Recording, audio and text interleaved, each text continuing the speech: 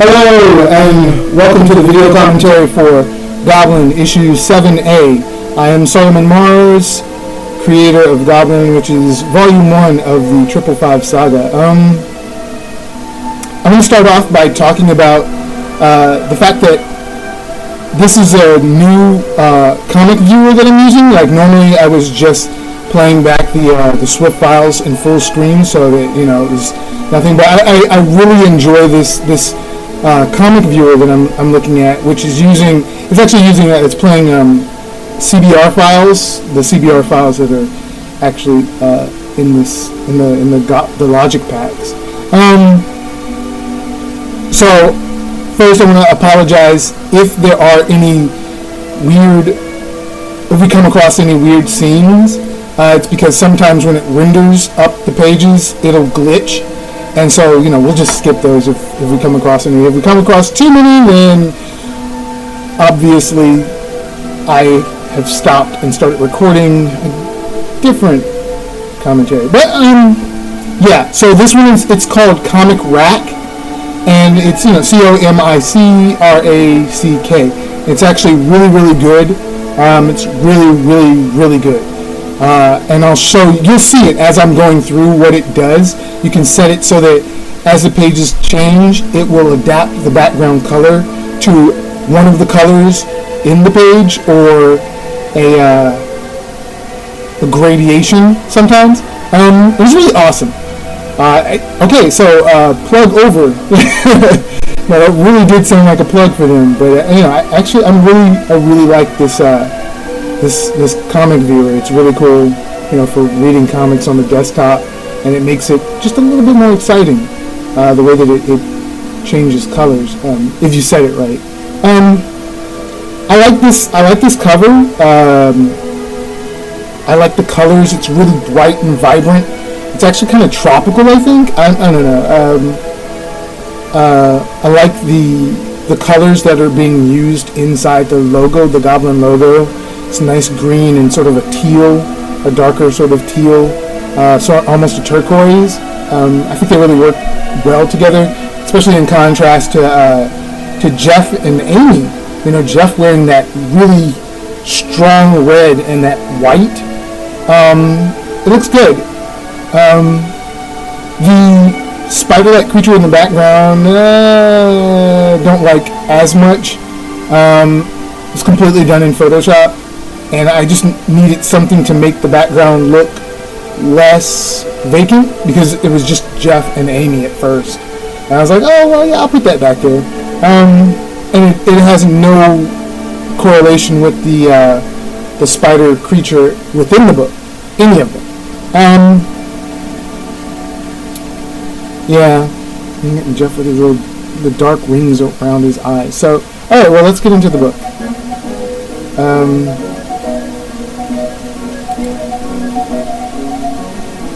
Yeah. Immediately, it goes right into a dream sequence, which isn't, I guess, really apparent. You know, it's not obvious right away. And I had two alternate versions of this story.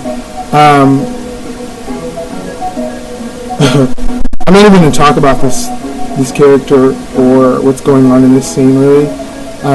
Probably more as to what is going on, really, in these same kinds of dream sequences in future issues. But, yeah, there were actually two alternate intros to how this story starts.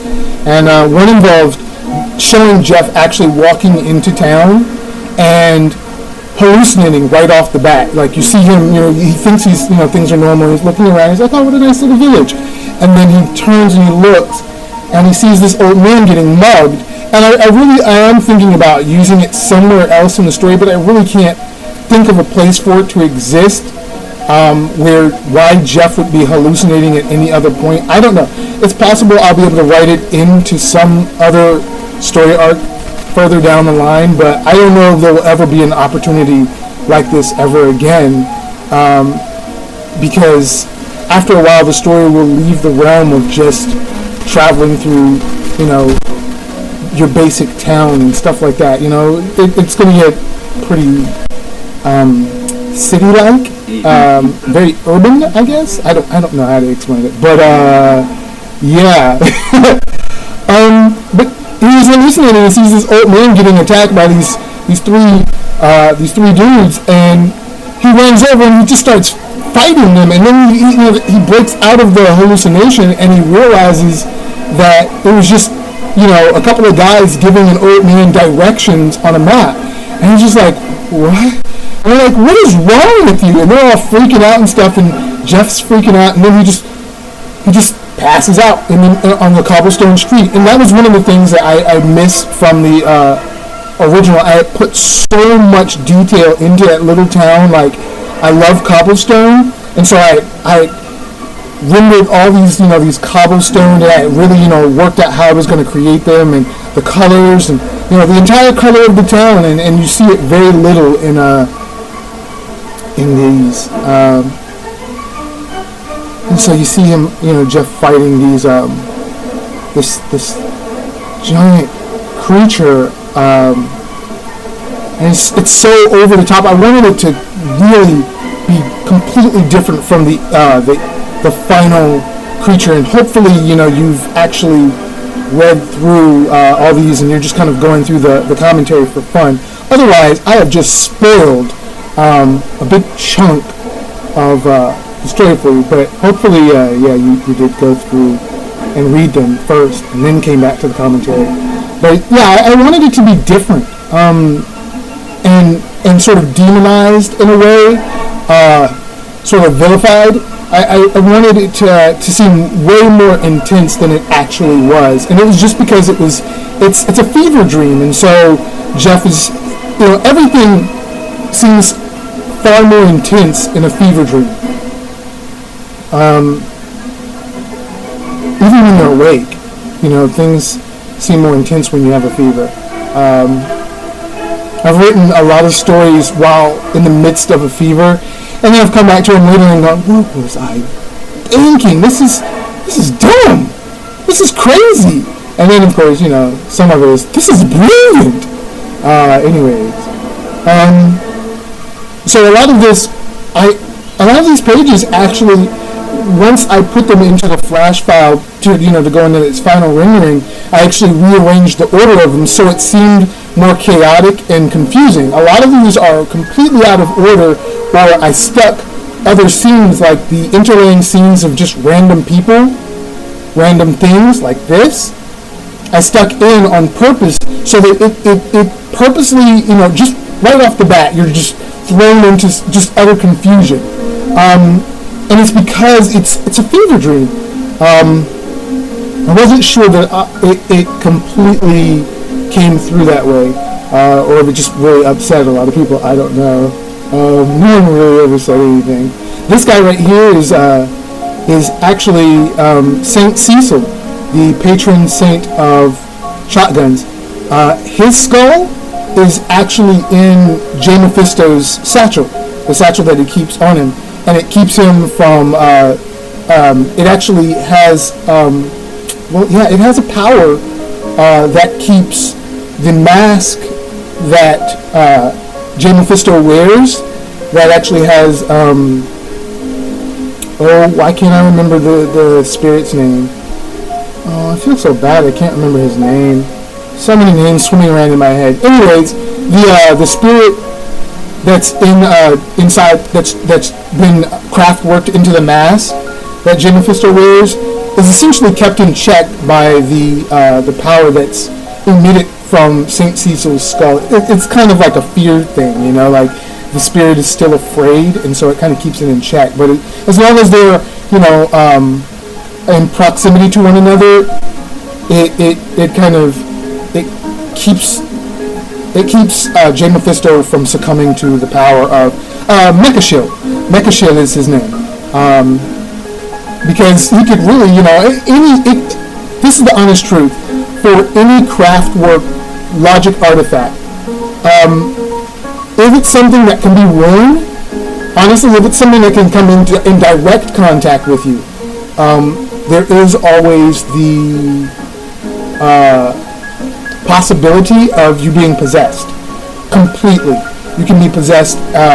Mecha Shield could possibly, if Jay Mephisto was anyone else that was less, any degree less strong, like say for instance Jeff. If Jeff put on a mask of Talhis, I want to say, I cannot remember, but if he put on that mask, I guarantee you, Mecha Shield would take him over because he's not as strong.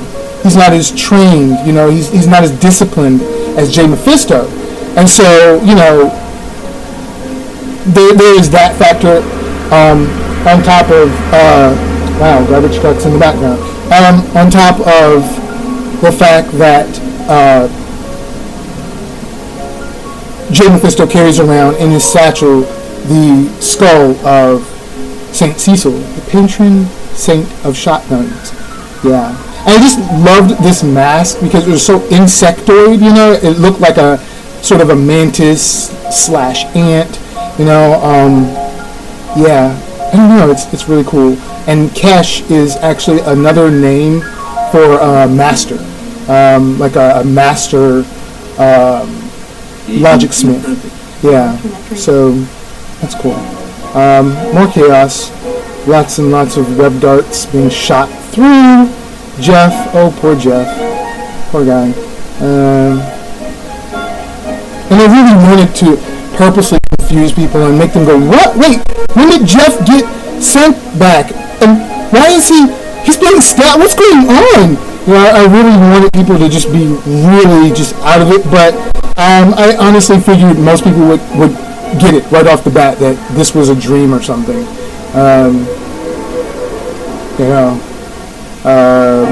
Because people are smart, so I honestly can't think of a way that I could have made it so that it would have fooled 100% of people. It probably maybe fooled 1%, maybe one person, I don't know, if any. Probably not, now that I think about it.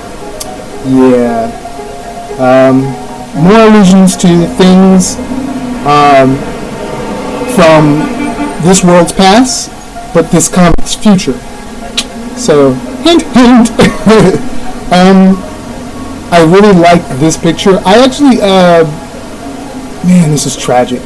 I was actually working on a tutorial of how I do my coloring and my I guess not really inking, but the way that I ink in Photoshop, which is completely using the filters and stuff, and just settings and things. I actually don't ink. This is what you're seeing is those are my actual pencil lines, just hit with a specific color on top. But I did an entire tutorial using this picture, and I showed every single step, and it was all in Flash, and something happened. There was a weird glitch, and a big portion of my computer was wiped, and I hadn't transferred this to my external hard drive, so it was on the internal hard drive, and so a big chunk of my internal hard drive was just wiped clean, and so I lost it. So yeah, I did all this work and explaining all this stuff, and I went down into like numbers, and it's probably really boring now that I think about it, but I liked this picture. I really took to this picture because I liked the way that it looks. It really looks like he's straining to pull himself off the wall. It's a really nice arc and perspective, and I just enjoyed it. And the translucence of the spider webs. This one, not so much. I just went nuts with the ripping webs. I lost my mind. I was in such a panic, as far as making them, and I was just in a weird place, I was like, trying to make sure I kept on schedule and things, and I didn't want to spend too much time on these, and I just spent a lot of time creating them, and I went overboard on this one. I'm sorry.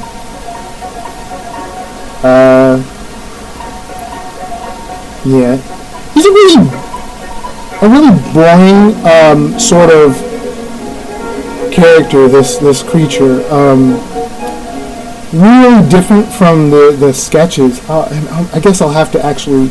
I'm going to put the second sketchbook up in the Goblin group on DeviantArt. But the sketches of this, I remember being so excited by his fever dream form and his natural form. I was so excited by the sketches, and I don't know. There's something to be said about that step from your sketches to the final, the final execution of a character. Sometimes something can be lost, and I don't know. There was something lost, and I'm not sure exactly what it was. I just wasn't as excited by this character. Yeah. Oh, poor Jeff. I mean, wow. That's a serious wound he's got there. I mean, that's through and through. That is his entire body. That is from his, that's the top of his rib cage to his lower intestine. That was a big claw that went right through him. I mean, that's, yeah, wow. Yeah. It's such a weird picture, but I wanted to just be like, and pow, one just big shock picture, and then, bring you into the reality that Jeff was having a fever dream. I love the little beads of sweat all over him. It's just crazy. I can't believe I went really close into that picture and just made tiny little beads. I like the colors in this picture. The background is also helping. But the color, I love the blue in contrast to Jeff's outfit, and the color of his skin and the color of his hair. I think it really works nice. I don't know. It just for a single picture, it's really nice. And of course this sequence as his eyes slide into focus, and we see Amy and I forget her name. It starts with an A. I do not remember. She's unfortunately an inconsequential. She's a character of no consequence. I don't know why I couldn't get that word out. Now, she initially started off, her and her little sister, who is actually the little girl from previous issue where Amy wandered off. The little girl who woke up Amy from her sleep and then she followed off into the woods is her little sister, Alma. Her name is Alma. Not the little sister. The little sister I don't think has a name. I don't think I gave her a name. I might have originally, but Alma, her entire family originally played a very big part in the second version of this story, and it involved like them sitting around eating at the dinner table, all sorts of stuff. Really, like Jeff getting to know the family, and he was supposed to have already sort of mostly recovered from the fever, and instead I decided to go with him being in the fever. There was also a version where Jeff, in that version, Jeff didn't stop at the old man. He kept walking into the village, and he ran into Amy and Alma at a little cart where they sell silks and textiles and things like that. And he's just looking at Amy like, what is going on? Because Amy's like, oh Jeff, there you are! Oh my gosh! I was wondering when you'd show up, and she's just kind of like la la la la la la. And he's like, what are you doing? Why'd you wander off? And she's dismissing everything he's saying, and he's just like, are you crazy? What's wrong with you? Why are you acting so weird? And she's like, what are you talking about? She was like, come on, we're gonna go back to Alma's parents' house, and we're gonna eat, and we're having a big feast, and there's room for you and everything. It's like, what is wrong with you? And she's like, what? And then he just passes out, and then he wakes up, and and then the father tells him, he should eat, help bring up his strength. It's just all this, just all this extra story that was nonsensical. It didn't really help to move the story along and get it to where I wanted it to be, which is telling the latter half of the story, which is Jeff down in the basement of this building dealing with this monstrous creature that's just the whole second half of the story, in 7B. I wanted to get to that part, and all this extra story that built up wasn't helping. I mean, it kind of helped you get to know, these other characters, that worked within the town. And I originally, my thought process was to create sort of an emotional bond between the reader and these people, so that you go, oh man, wow, this city is bustling with people, and oh wow, these people, these friendly, nice, wonderful people. And then you see, oh my gosh, then it's supposed to make you connect with what happens later in the story, and you're like, oh my gosh, these people, these poor people in this town. But it didn't really work out that way when I was writing it, and when I sketched it out and stuff, and I don't know, it didn't work anymore, and I was like, I just need to tell this story and get it done with, because this was sort of a mini arc leading to the Red Castle arc, which is again where I wanted to get to, and so I was really rushing it, but for a good reason this time, not just rushing it because I was upset with the way that things had turned out. It was a lot of just kind of unnecessary storytelling. There's honestly plenty of room to get to know non-essential characters. Really, there's an entire 3 more volumes of Goblyn. Yes, in order to get to know lots of characters that matter absolutely not.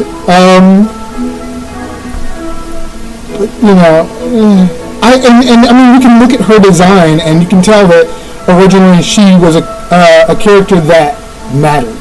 I mean, there's a lot of work in her design. I mean, I like her eyes. Her eyes are very well designed. She has a very well designed face. It's not just generic. I put a lot of work into her nose, the shape of her nose, with her face and her hair, the coloring in her hair, her clothes. A lot of design work went into her dress, the camouflage dress, and she just didn't get used. And honestly, she's from what I can remember of my notes, she doesn't ever show up ever again. We don't revisit this town, which is okay with me, to be honest. And then Jeff passes out again. These weird transitions to black, I thought worked really well, but hey, I think it kind of helped. I think sometimes it confused some people, like they thought maybe a page was missing or something happened to the Swift files that I would upload, and I just like using black, solid black as a transition, like transitions that they use in film. Just because it's a single frame image, so I thought it worked. I don't know. It seemed to work. I don't know if I would ever do any other solid color. I don't think I have. I'm not sure if I would. Maybe red? Definitely not white, because I think that would just definitely make people think, oh man, this thing is broken. It looks broken when you use an all solid white. But, here's Jeff waking up again, and Amy kind of explaining the situation a little here. And Amy just kind of being a little distant now. Up to this point, she hasn't been real distant. She's been a little odd, but it's just Amy. Like, she's really friendly, and she just felt she could trust Jeff, and Jeff, while he's distant, he's distant, but he's not authentically 100% mean, especially to nice people. and especially another, a person around his age. And Amy is just, she's so nice that he was just like, all right, whatever, you can tag along, whatever. And now you see her being a little strange, and she's telling Jeff what happened, and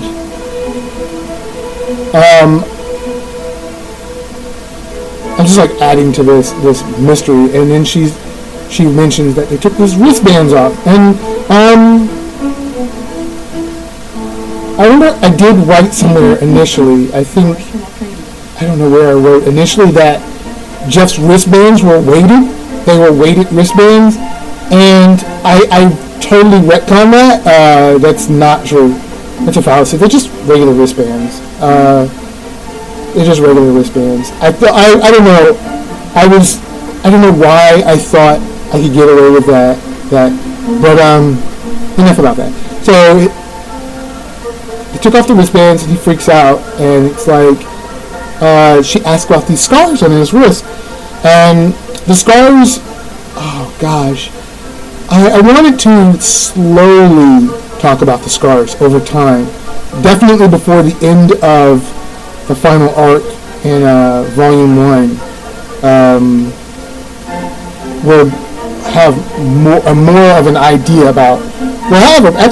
We should have a pretty good idea. If everything goes as planned, we should have a really good idea of what the scars are about, what their relation to Jeff is, what their relation to Sankofa is, and stuff, which is something that comes up a little bit later, like around issue 11 or 10B, I don't know. When Jeff and let me not get ahead of myself. So let me just stick to this issue. I just want to talk about all this stuff, because it all works in my head as a singular story and not in parts. But for the sake of a commentary track, let's talk about it in parts. So yeah, scars are I hate this picture. Her neck is too long. He's just like, oh no, I have lots of scars, come on. It's like, trust me, just some scars, regular scars. And it's beyond the point of trust at this, Amy is really acting weird, and she's like, no. We're beyond just trust me, what is that? She suspects, she has suspicions, because she looked at them really close and they looked like incantations. And I will definitely at a later point show close-ups of them so that you can see that they are incantations, because they just look like little scars.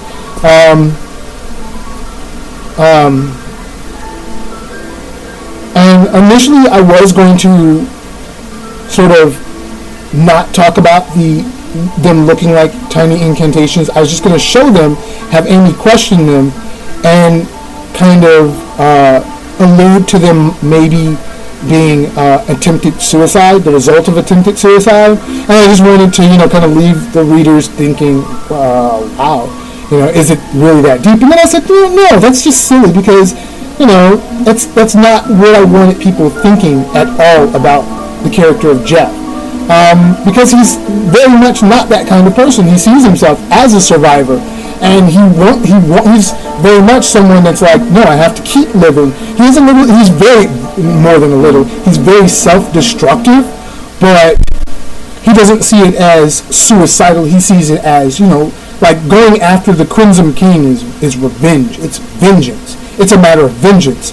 Self-destruction through vengeance isn't seen as suicidal, for him. Well, it is what it is. It's revenge. It's vengeance. The spirit of vengeance. And this is one of probably a few instances of Jeff popping off at Amy. I wanted to avoid sort of that domestic abusive scenario. I didn't want anyone to think Jeff was sort of kind of a ruminating, girl-hating kind of guy or anything.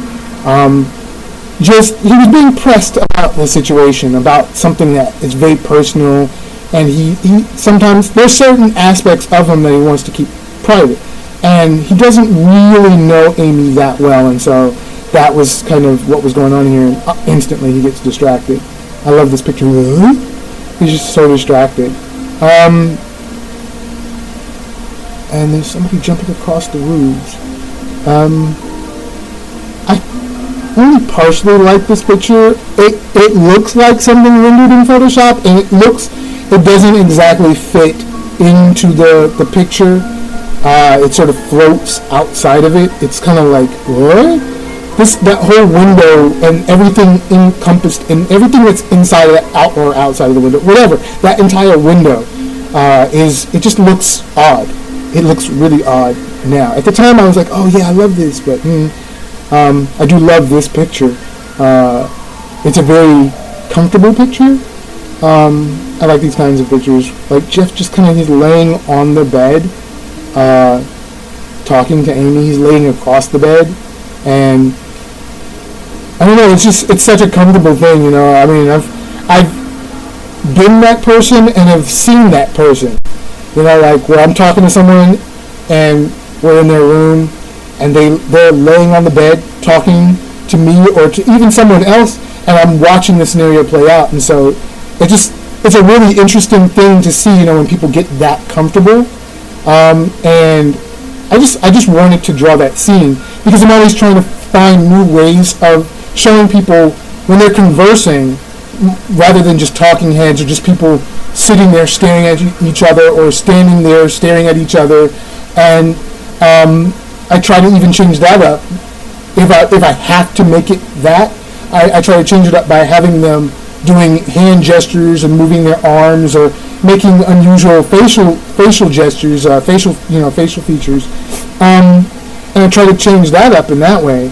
But I try to take it sometimes a step further, and if I can, if the environment allows it, I'll have them interacting in the environment in a different way. And sort of, this was one of those things, you know, Jeff getting comfortable. I just liked it. That bed changed proportions a million times, and that bed is actually the guest room in my grandfather's old home. The house still exists, and it's actually still owned by his wife, his second wife, who's, I guess, my step-grandmother. Is that a thing? I don't know. She still owns it. She's still alive. Yeah, and she still owns it, and I love that house. If I could buy it, I would buy it. I don't really want to live in that part of Louisiana, but I love that house, and I have a lot of memories attached to it, like being a little tiny smart, and just playing outside.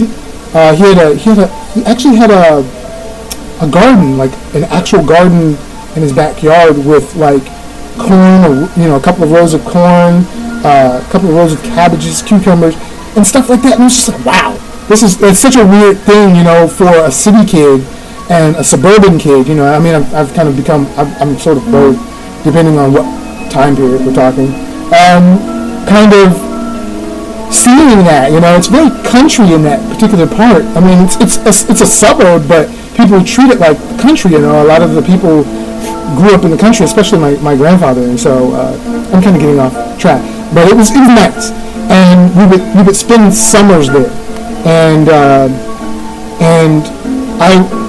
we would always stay in the guest room, and it was just this really large bed. But the color of this bed is the color that I remember, these pale pink sheets and these sort of mint green pillowcases and these orange sheets, and it was just so weird. And they were sort of a gold, sort of shimmery, sort of sequiny color. It was really weird, and it was all stuff from the 60s and early 70s, and it was so clear. Like when I was a little kid, I didn't think about it too much, but by the time I got into as a teenager, you think about time periods and clothing and styles and stuff in reference to to yourself and themselves. And you can, for me, I can almost pick patterns. I can actually pick colors, patterns, and clothing, of course. And I can tell you what period of time it's from based on clothes, based on those things, colors, textures, patterns, because they're almost specific to periods of time. I mean, it's so weird. Like, picking out the 70s is so easy for me because of the colors that were used. I don't know why they used those colors, but they were different than the colors in the 60s. And so I could tell, a lot of the colors that were in the guest bedroom were from the 60s. And so that's all it is. And I can't believe I just went on that tangent, but okay, that's what the commentary is for. Just kind of, giving a little bit of what's going on in my head and why I create some of the things that I create. Wow, that is really weird. The background is stark red. I guess it pulled it from his wristband and his sleeves. Wow. Jeff just immediately gets up and runs, and it's so weird, it totally throws Amy off, because it's just like, we were just talking about something really deep, and this is done on purpose, I don't like getting too deep into things, I don't want to, because I never want to get too heavy-handed, because I have in the past. I've been self-publishing since '98, and I've done some really heavy-handed stuff. Very little of it can be found anymore. But I've done some really heavy-handed stuff, and I guess I have some that's planned. I have some very realistic stuff that's planned for the future in completely unrelated series, and I probably shouldn't be talking about them. But I try not to let this story get too heavy-handed, like that, too deep at times, because it's not supposed to be that kind of story. It can be deep, but I want it to. It's an adventure, So, and while adventures sometimes can get very real, very deep, very serious, usually we're all able to pull ourselves out of that seriousness or that surrealness and realize, oh my goodness, this is my life, But so I wanted, just kind of Jeff to just be completely sidetracked and just run off and ignore the conversation, use it almost as an excuse. And he runs down the stairs, and there was supposed to be so much more exploring of this house, but it's really unnecessary to explore that house. There was a scene where Jeff was on the front porch talking to Mumu, and the person runs across the roof. I guess we can talk about. We know who that is. It's the girl running across, the girl from the woods, the forest, running across the rooftop, and he was supposed to chase after her then. But that whole thing, is like, there is so much I didn't want to have to make excuses for. Like, sometimes the decisions that you make as an artist, as a creator, you can easily ignore them. Like, I put Jeff on the porch, he's talking to Mumu, somebody runs across the roof, he gets up, he runs off. I could have left it at that, but the way that my brain works, I would have had to have made an excuse for how Mumu could be left there on the porch by himself, unprotected. And I would, the way that I work, I would have to show a sequence of Amy coming out of the front, opening the front door, seeing Mumu there by herself, picking him up and going, "Where's Jeff?" And I was just so frustrated by the fact that I was going to have to do all this stuff, make excuses for every little action that was happening, that I just said, forget it. And I rewrote the story completely, and what you see is the rewrite. I just needed to get two things. Sorry if there's a lot of wind blowing. I'm actually waving my hands around a lot.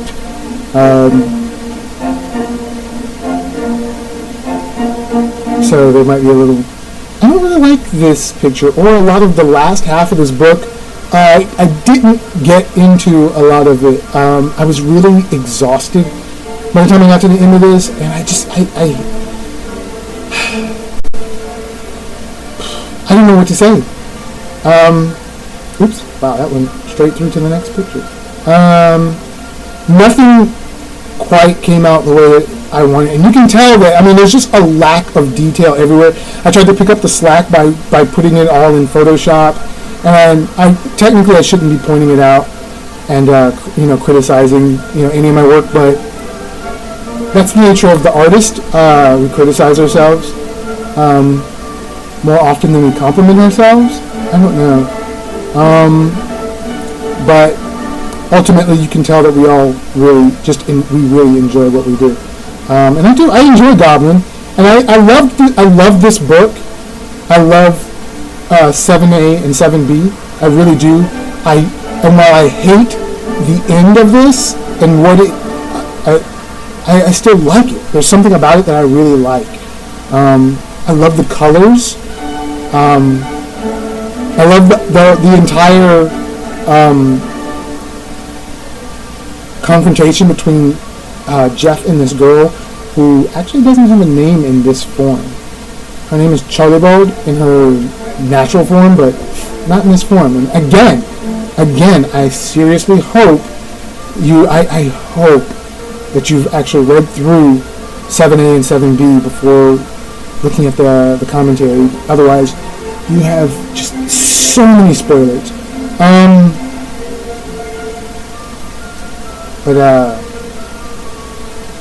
Yeah. I really tried to pick up the slack with the backgrounds, doing it in Photoshop. Honestly, this entire sequence, I could have just left it as gradient color backgrounds or solid color backgrounds, and it still would have worked, because the focus is supposed to be on the characters and what's going on. Like, I love this picture, thrusting the knife upward and just barely missing him. I don't like that picture, so I'm going to keep going past it. It's an enlargement of a small picture. The original picture was so small, of him pushing her over with his shoulder, tackling her, I guess. And I really, honestly, I should have just, I had to come to terms with backgrounds, and if I didn't want to draw it, and I didn't want to render it in Photoshop, then just leave it alone. And honestly, sometimes it's necessary. And originally the pictures looked very empty to me. It was like, oh my goodness, this looks so empty and so boring.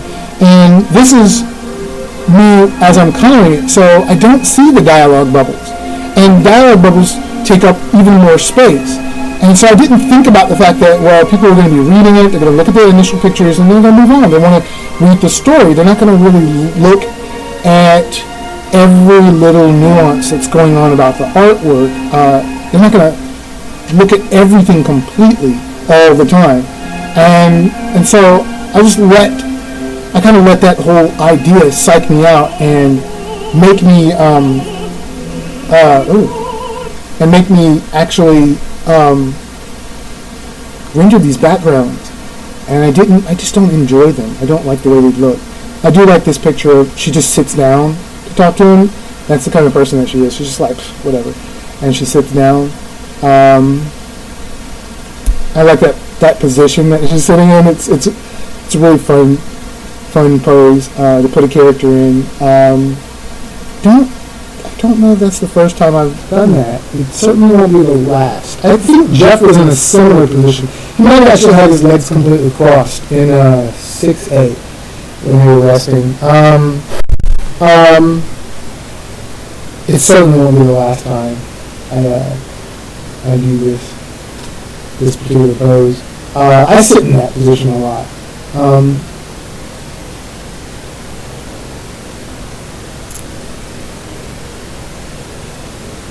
And oh yeah, the dragon's tooth root. It did play a bigger part initially, but only in writing. Like I have a little black book that I keep with me. I oftentimes take it with me to conventions. So if ever I should go to a convention, and I don't know what conventions I'll ever do in the past, I mean in the future, in the past, I'm a time traveler. If ever you should meet me at a convention, ask me about the book, and hopefully I will have it with me. If it's not full by that point, I'll probably have other ones, and, as time goes on, I'll make other ones too. But this one mostly pertains to nothing but Goblin related stuff. And it's just where I keep all my notes. I don't mind showing it to some people. I won't let people study it because there's stuff in there that could easily spoil the entire series for them. But I don't mind showing like little things here and there. How I create ideas and stuff. Like I'll come up with an idea in the corner of one page. And then, I'll just kind of start piling on ideas all across the page, and then I'll link them all together, or I'll cut links off and take something to another page. And it's just, and the Dragon Suit will start that way, and it became so many different things, and it's turned into a couple of different things and a couple of different other ideas later that will show up later on in the story, and other stories rather. And But this version of it is kind of a holdover from the original story that this was, which was the haunted forest story, which is not going to be used at all as far as I know. I can't think of a place where it would fit. No. But it was supposed to be a haunted story, a haunted forest story, and I decided against it. I don't know. I changed up the story so much. Yeah, I oftentimes will cut off cuss words in the middle of them. Just because, I don't know. I learned a long time ago I don't need to have the characters cuss to, at all. And I just find it sometimes funny when, you can tell that they're going to say something really cussy, and they get cut off. And I love the little swirly bits in the background. The gradient against those things is great. It just, I love this page. I love it because of Jeff's reaction. I love it because of that background. And I think it's just everything just makes it look like something is just really bad. It's just, this is not awesome. So I've had someone stick their hand in my mouth. That is not cool. That is not cool. Never stick your salty fingers in someone's mouth. That is offensive. That is just offensive. No. And that's the exact frame of mind that I was in, when doing this. Just Jeff being offended. And I don't know how this little girl, would be strong enough to just cover his mouth and keep him from, well, I guess he does push her away, but I like that, he just kind of pushes her away and she just kind of rolls away. I like that. And then, I love that. I love that sequence of him just looking up suddenly. That picture, to me, says a million things. It's just like, whoa. You can tell he sees something and he cannot process it at all. You can tell. And of course, there it is. The entire town covered in cobwebs. And I wish I had, I really wish I had rendered those a little bit better. I think I did this issue. Oh, yes. Now I know why. I remember the reason. I'm going to make this brief since this is the end. Try to make this anecdote brief. The reason why a lot of stuff in this book was upsetting to me was this was around the time when I lost the ability to use Photoshop CS3 on my desktop, which I had been using forever. And suddenly I couldn't use it. And I think I lost it around the end of around the end of 6A, I think. I believe. And I mean, if you really look, you notice that I don't use a lot of textures and stuff, and I don't use textures, I think, at all in any of those issues.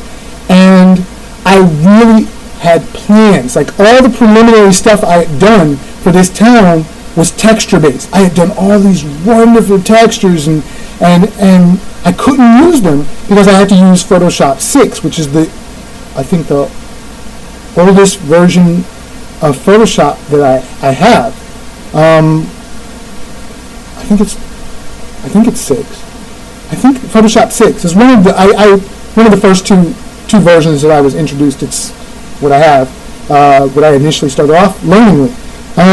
Somebody, gave them to me a long time ago.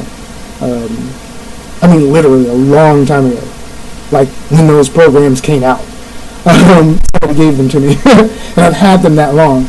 They gave them to me. They didn't have any use for them, so I have the programs. I don't have copies of them. I have the original program, so I can load it whenever I need it. But